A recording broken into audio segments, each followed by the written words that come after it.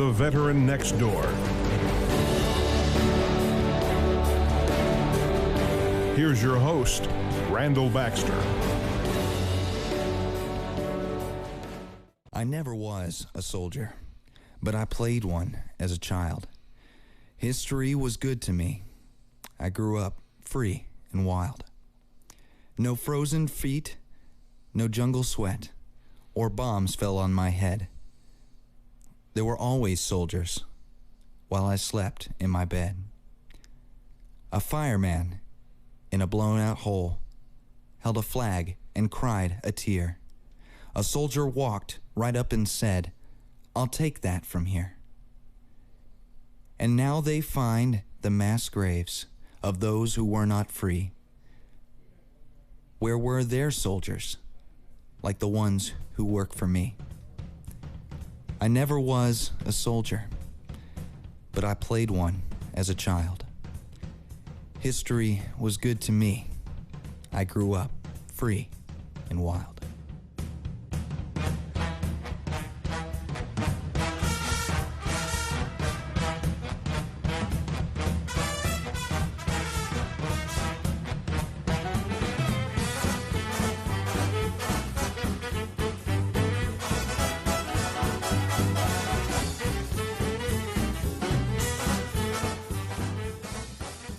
Hello, you're listening to The Veteran Next Door. I'm your host, Randy Baxter. When I was a child, I played soldier, read a lot of comic books, and over time, it's made me realize there are a lot of supermen, and many of them live in and around Knoxville, Tennessee.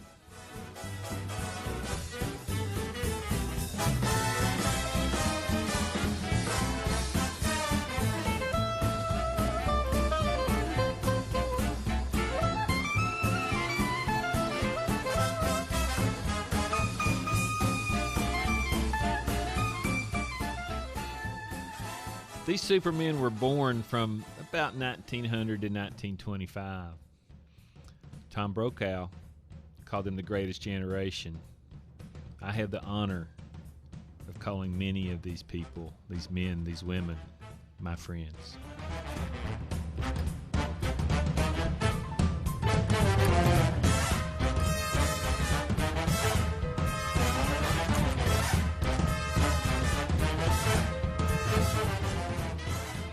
In the 30s, they were teenagers, mostly poor, occasionally going to the movies to see the Three Stooges and a cowboy serial. Could you imagine taking your girlfriend or your date for the first time to see Gone with the Wind or The Wizard of Oz all in the same year?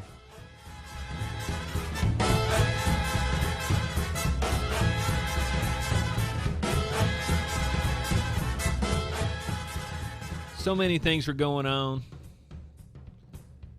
Americans were so lost and so stuck in a rut, they even elected a crippled man to lead them out of a crippled economy and a crippled mindset.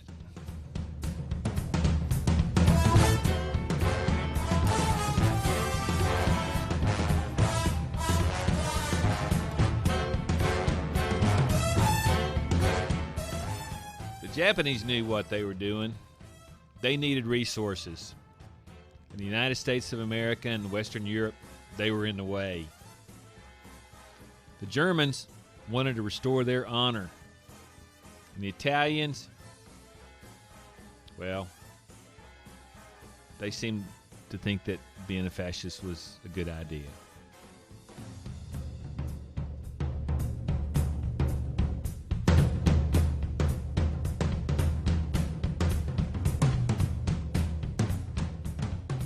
One day we woke up, the Japanese were in China, spreading out, and they had sucker punched us.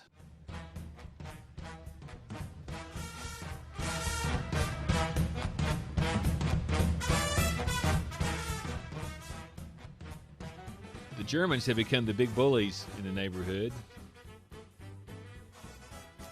and the Italians had brutalized Ethiopia.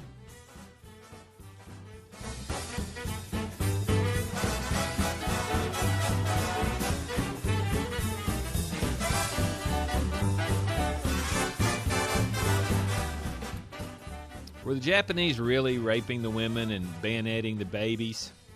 Yes. Were the Germans really systematically eliminating the Jews? Yes. Were the Italians seizing the opportunity to reestablish the Roman Empire? Yes, they were.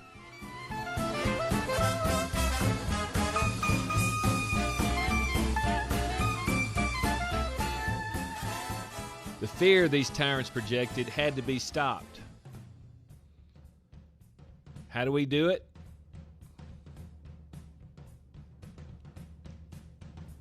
How about a couple of schoolboys, a farmer, a mechanic, a heavy equipment operator, a black cotton picker who came to Knoxville to get better educated in math, and a drifter from job to job.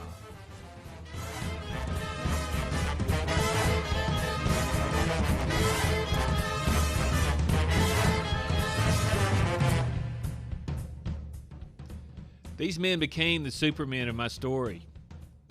They took the energy, resources of a sleeping giant and applied their own discipline, tenacity, and implementation skills to stop the monsters who could not be stopped by their own people.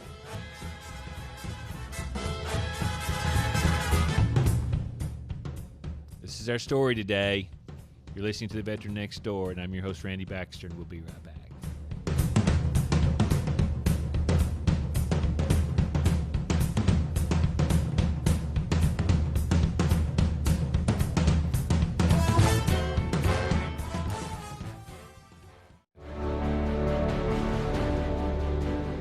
The Veteran Next Door will return in a moment.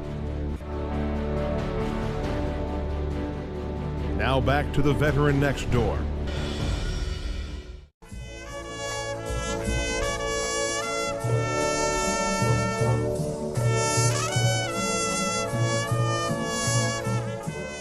Welcome back to A Veteran Next Door. I'm your host, Randy Baxter.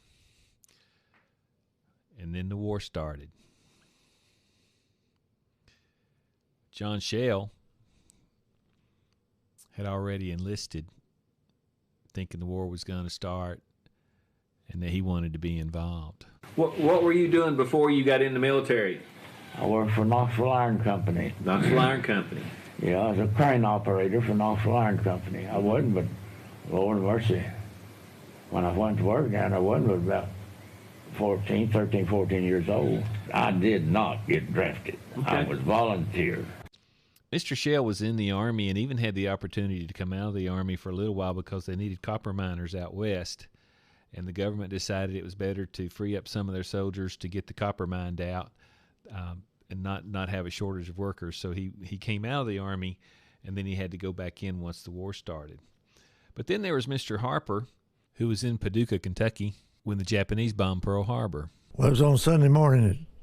I forget the time, but I was on 7th and Broadway in Paducah, sitting down on a desk, and they announced the war broke out in Pearl Harbor. Mr. Robert Harvey had made the decision to leave Mississippi and go to school. He knew he did not want to be a cotton picker for the rest of his life, and he wanted to become an expert in math and maybe a professor. Dr. Harvey, who were you before you were in the military? I was a student at Knoxville College. I just finished my junior year. I came to Knoxville College from Camden Academy in Alabama, Selma. And I came to Camden from Summerall, Mississippi, where I was the son of a Baptist minister, and our main income came from picking cotton. Clinton Riddle was the son of a farmer. He was a farmer too, but he didn't really like all the hard work. And his father had even gotten angry at him a couple times and called him a sissy and told him he had better join the Army now before the war got started and get himself a good office job.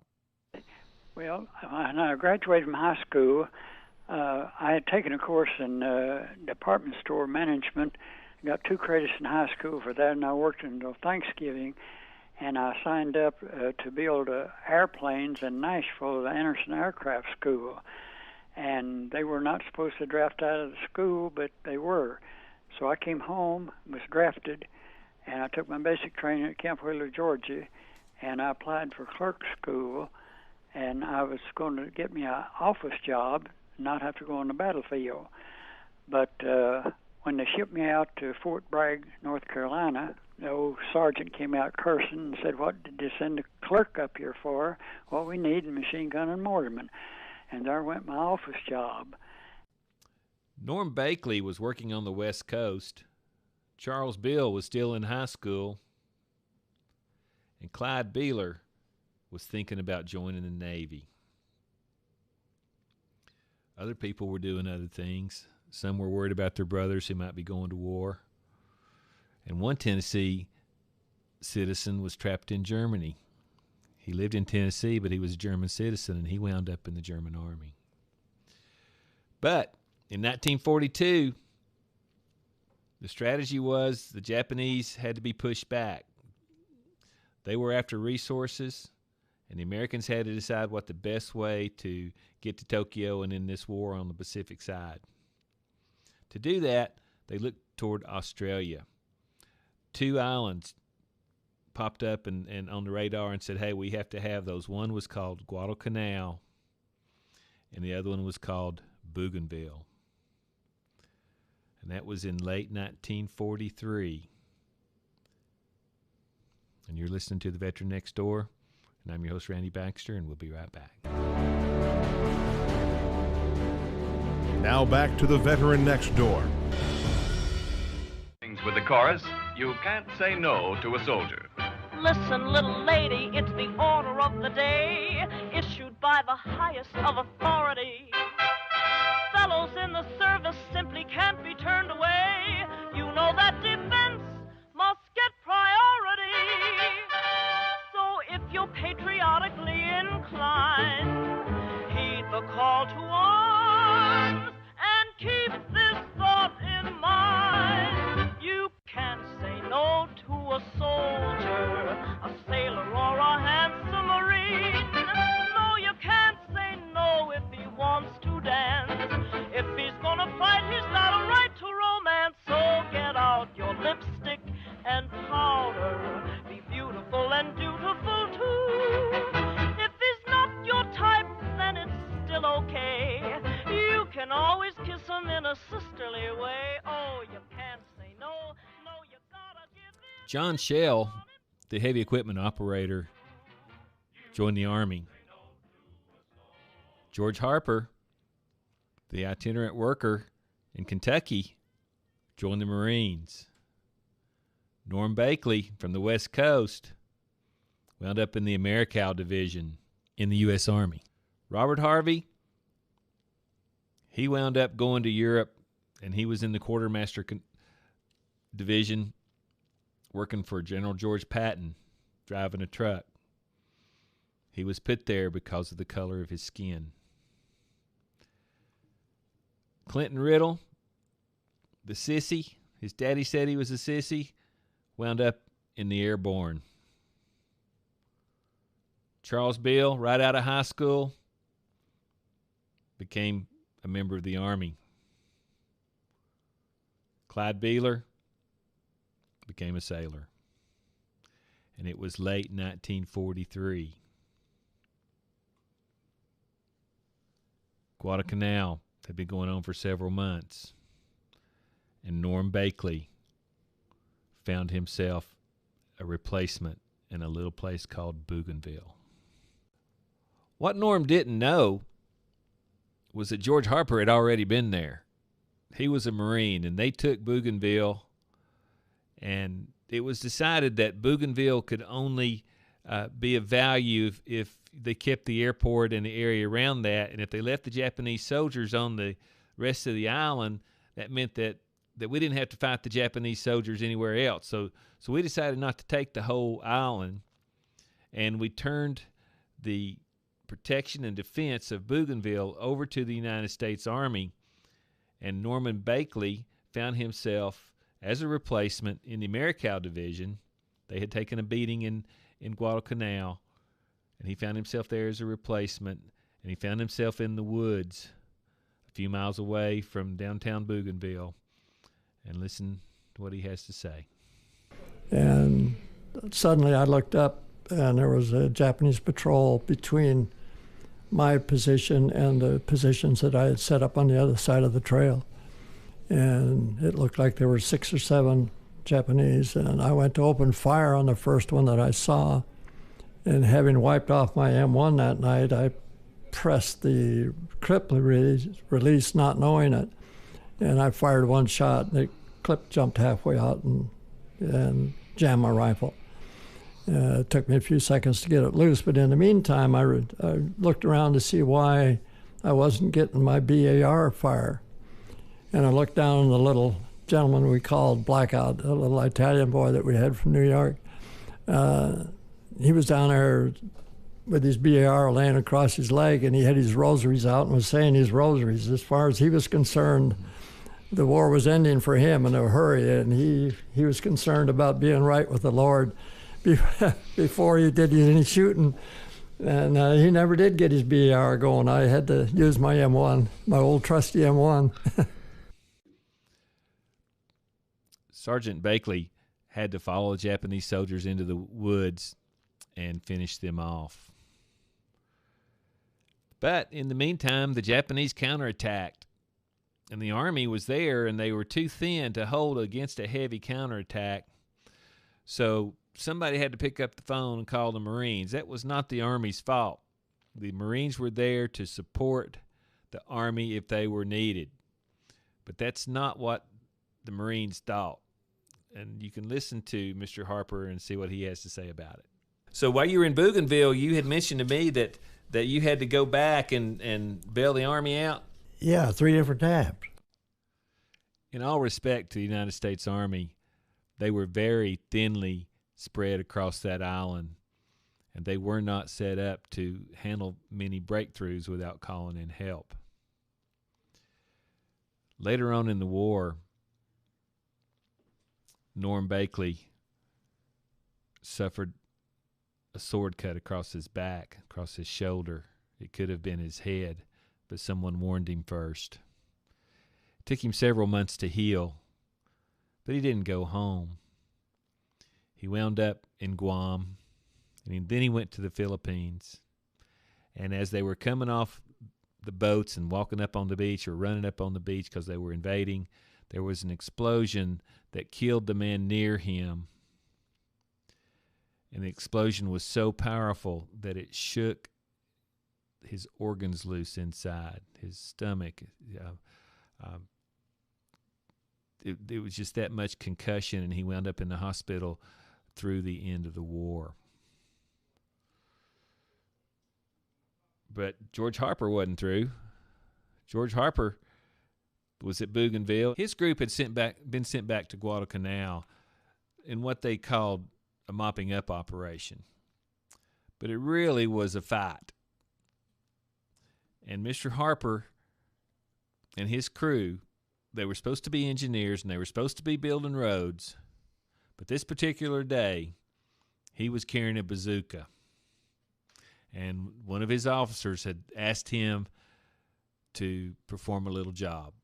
And it was a Japanese machine gun nest. Let's hear what happened. And when he come out, he tapped his hand grenade. They tapped them on their helmet to detonate them. And when they tapped it, well, that got my attention, and I stopped what I was doing, and saw him come out that hole.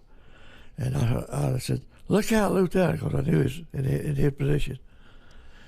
Up till that day, I'd been calling him Coolie, which was against the rules, but we did it anyway. But anyway, the next thing I knew then was that was early one morning, and late that afternoon, I woke up, and when I got up, I got big hands anyway, so I stuck my hand down, and every time my heart would beat, my blood would squirt in my hand. I said, "Harper, you're wounded, you got to get out of here, and you're wounded bad." Mr. Harper had been severely injured, dazed for hours, and when he got up and walked around, he said he didn't hear anything, but there was a battle going on. And he walked back to the beach with a chest wound, boarded the same ship he came in on, and it took him back to Hawaii, where he spent several months trying to recuperate until the end of the war. You're listening to The Veteran Next Door, and I'm your host, Randy Baxter, and we'll be right back. The Veteran Next Door will return in a moment.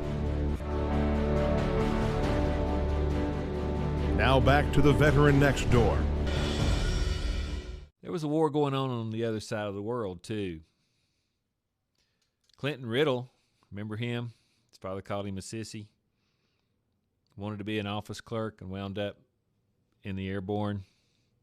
Fought in Africa. Fought in Sicily and Italy. Went to England for a little break. And somebody decided that because of his small stature, he would be a good person to ride in one of those airplanes that don't have motors. He became a glider soldier. And on D-Day, he rode in on a glider. Well, he survived that. And a couple of weeks later, he went back to England, and somebody got the idea to send the gliders in again in a battle or an operation called Operation Market Garden.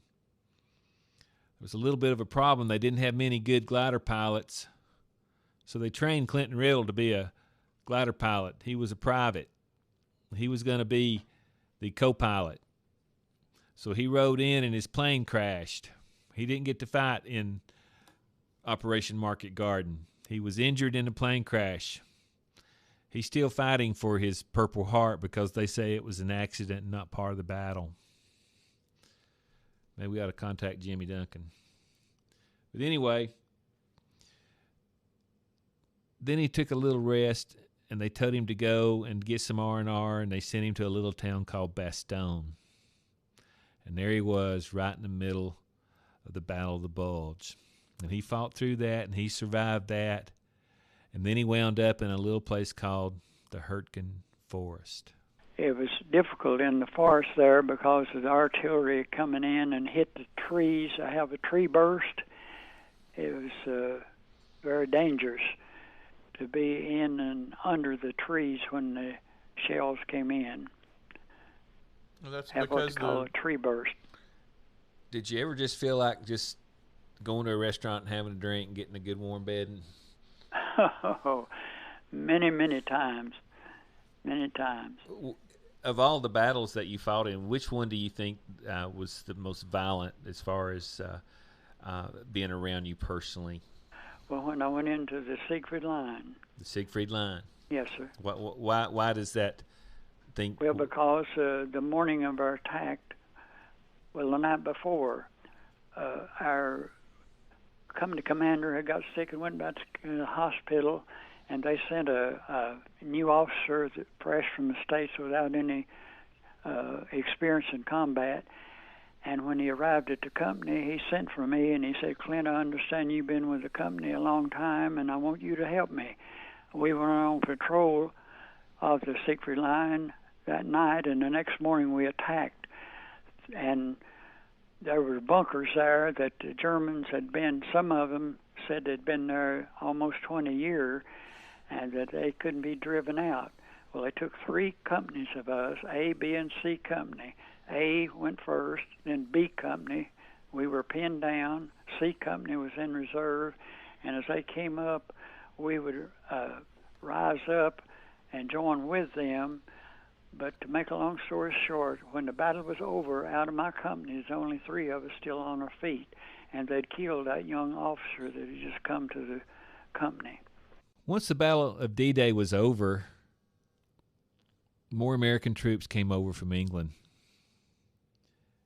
And in one of those shipments of troops overseas was Dr. Robert Harvey, but he wasn't a doctor yet. He was just a young black man, cotton picker, who wanted to be a mathematician and maybe a professor one day. Somebody in the Third Army didn't think that the black men would fight as hard or as well as the rest of the soldiers. And a lot of the men of color were put in a group of truck drivers. There were 6,600 trucks. and they became what was known as the Red Ball Express, and they supplied General Patton's army and all the other soldiers with gas, food, and replacements. Let's listen to what Dr. Harvey has to say about his experience. One sad thing that we need to talk about, you were informed about your mother's death while you were overseas. Is that correct? Oh, yes. This is right after I'd gone into the combat zone, and we in this house that had been taken over and spending the night, and I got a message from the Red Cross from my father, and it said that my mother had passed. Okay, so this was after the bulge had started? This was after the bulge had started, yes. And you were given the assignment of taking fresh troops into the battle? Yes, these troops came directly from the United States, and they had not really had the kind of basic training we'd had in many cases. And we sensed that they were just terrified because they knew what was ahead. The Battle of the Bulge was underway, and they were going to be a big part of that with General Patton's army. While Clinton Riddle was on R&R, and then all of a sudden wrapped up in the Battle of the Bulge, and while Robert Harvey was bringing fresh troops, scared fresh troops, up to the Battle of the Bulge, John Schell in the 106th Army Division was marching in Belgium, heading right for St. Vith, which was about 20 miles northeast of Bastogne.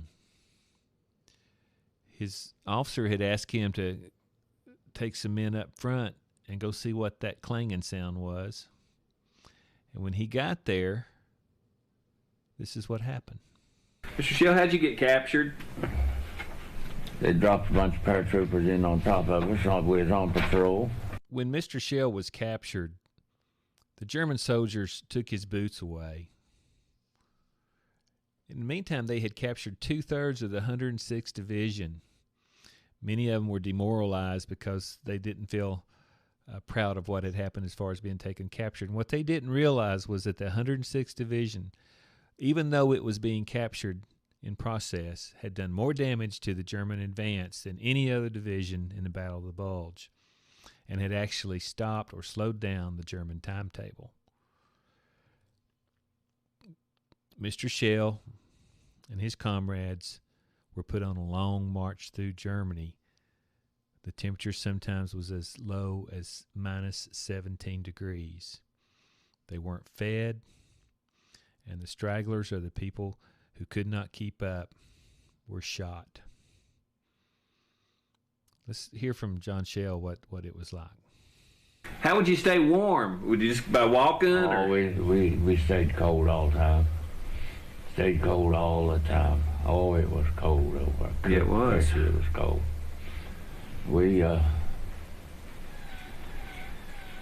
never had on that march, we didn't have a decent minute. If the captured soldiers were marching, they didn't have to be stored in prisoner of war camps. And they really didn't have to be fed very well. The soldiers were given 35 pounds of potatoes to feed a 200-man crew, and if they could find frozen cabbage roots or maybe a stray animal or two, that's how they supplemented their diet. They weren't treated very well. They were forced to work. And John Schell's daughter told us a little bit about what had happened to him. He was frostbit from the knees down, and he's had trouble with that through the years. He had heart surgery, and he had a tumor on the inside of his heart, and they said that was from complications from being beaten, and he's had intestinal problems all of his life ever since he come home, and they said that's from a bacteria from eating all they had to the rotten food and stuff. Well, we'd find all kind of stuff in our soup. Mr. Riddle had come off of R&R and gone into the Battle of the Bulge. Mr. Harvey was bringing troops in just as fast as he could. And John Schell had been captured. And a high school boy, Charles Bill, came in with his men and his group, and they had to invade into Germany right after the Battle of the Bulge. When we invaded Germany, we had to paddle across the river, and the Germans were in there shooting everything at us. I mean, they were just letting us have it right and left.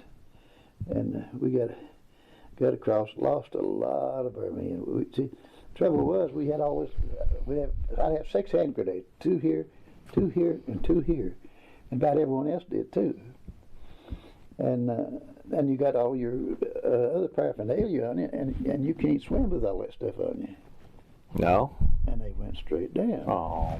When those shells hit one of those boats, the little boats we had, it's made out of little old wood. Well, they went straight down, and they did too.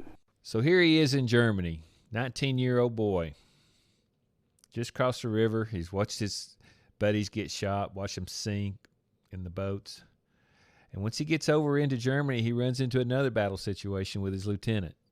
My lieutenant and I, somehow or another, got separated from the whole outfit. This is a big field up here, and our men are all around in the woods. Down here's Germans in all the woods. And they started shooting at us because we was in the middle of it. But we found a pillbox. I mean, not a pillbox, but it had a place where they had a dugout where you get in the get below ground level. So me and the lieutenant got in it. Didn't say a word. We stayed in there, and I'm shooting everything at us. Finally, they kind of slowed up on their shooting, and the lieutenant said, "Let's get out of here." He got up on the bank. Just he stood up on the bank. I come up over here, and a shell busted. It was 88.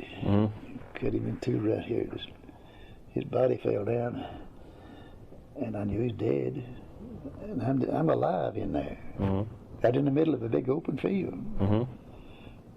And I stood there for a minute, and I'm shooting at me. And I go, what am I going to do? Even though he had crossed into Germany and had to fight the whole way across, he did have time to remember something that happened to him around Christmas time. He was being chased by some German soldiers. But I got up right quick, threw my pack away. Oh, I had a fried Christmas cake in it. You had a Christmas cake in your pack and you threw it away? I had to. That's funny. So Clinton Riddle was fighting across Germany. Somewhere within 50 miles of him was Charles Bill fighting across Germany. Somewhere within 100 miles or so of him was John Schell being held as a prisoner of war and marching across Germany in the cold. Robert Harvey was driving a truck. And one day while he was driving a truck, he ran into this situation. One of our assignments was to go into this concentration camp. We only did this once, and remove the people who were confined there to relocation places. So we had to actually go into places, these camps where the people lived. These were all Jews, and have them loaded up on the back of these trucks. This is the way they rode. And they were just stacked on the trucks, and it was just horrible. I think it's the most horrible experience I've had. So there was a war in the Pacific, and there was a war in Europe, and the war in Germany ended before the war in the Pacific. And on June 5th in 1944, out in the middle of the Pacific Ocean, there was a big typhoon. Clyde Beeler was a sailor on a ship called the USS Pittsburgh, 704 feet long. And the typhoon was so strong that the captain ordered everybody off the front of the ship, and out in the middle of the ocean, 106 feet of the ship broke off and sunk into the Pacific Ocean. John Schell summed it all up when he said this about World War II. We fought a war back then.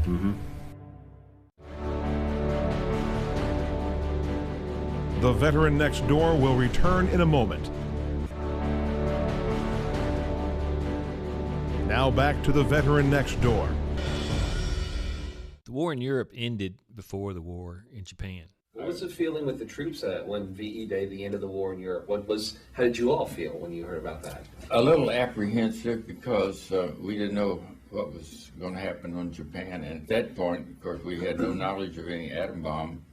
Right. And I was sent on over to join the 1285th Engineer Combat Battalion at Duisburg, Germany. Mm-hmm. And one of our jobs there at that time was to build and then maintain a floating Bailey bridge across the Rhine. And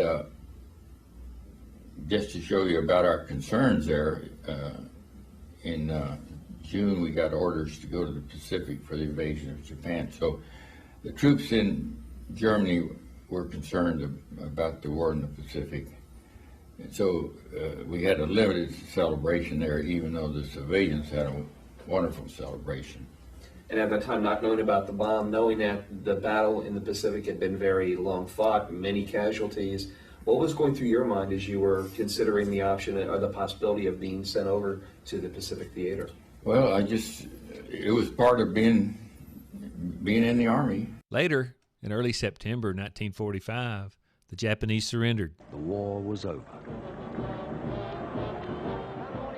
Here 2 hours ago. Firecrackers were all over. You can hear them now, I know, across the street. I'm Kenneth Carroll from Arizona. Okay, boys. This damn war's over. What do you got to say about this? This is the happiest day of my life. Oh, it's a wonderful, wonderful thing. Journalist Heinz Pohl was a German Jewish immigrant living in New York. There were so many people today in Times Square. Mostly young boys and girls who were kissing each other and getting drunk. Every soldier and sailor was embraced.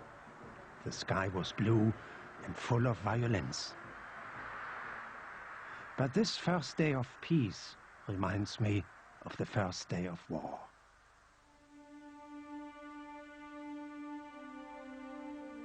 The same strange atmosphere of uncertainty.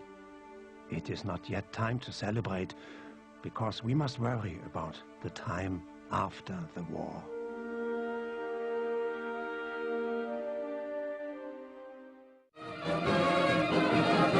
There's gonna be a hallelujah day when the boys have all come home to stay, and a million bands begin to play. We'll be dancing the victory polka. The parade was in New York City. It was a ticker tape parade. The monsters in Germany and Italy and Japan had been conquered, and the Supermen had come home. Only Charles Beale and Clinton Riddle and Robert Harvey came home walking.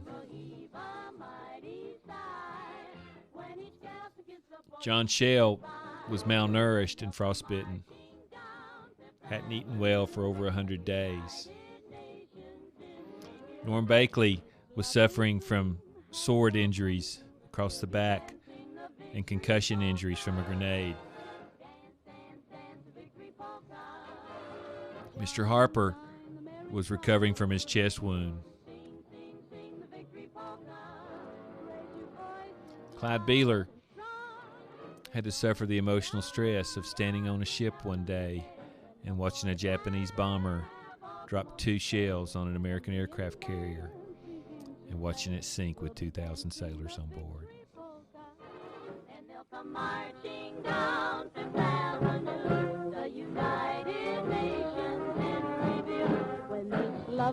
John Shell became an antique dealer. George Harper, a dairy farmer. Mr. Bakley, an engineer working on the space shuttle. Robert Harvey became the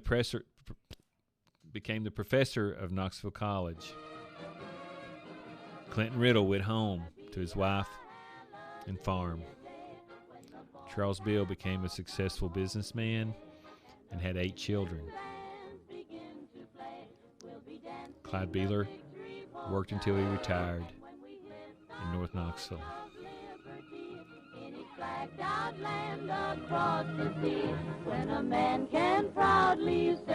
These are the men who conquered fascism, and these are all supermen who live in and around Knoxville, Tennessee. You're listening to The Veteran Next Door, and I'm your host, Randy Baxter, and we'll see you next week. Kiss the boy, she kissed goodbye, and they'll come marching down Fifth Avenue, the United Nations in review. When this lovely dream has all come true, we'll be dancing the victory polka. Dance, dance, dance the victory polka. Join, join the merry throng. Sing, sing, sing the victory polka. Raise your voices loud and strong. There's gonna be a great hallelujah day when the boys have all come home to stay, and a million bands begin to play. We'll be dancing the victory polka, and they'll come marching down Fifth Avenue, the United Nations in review. When this lovely dream has all come true, we'll be dancing the victory polka.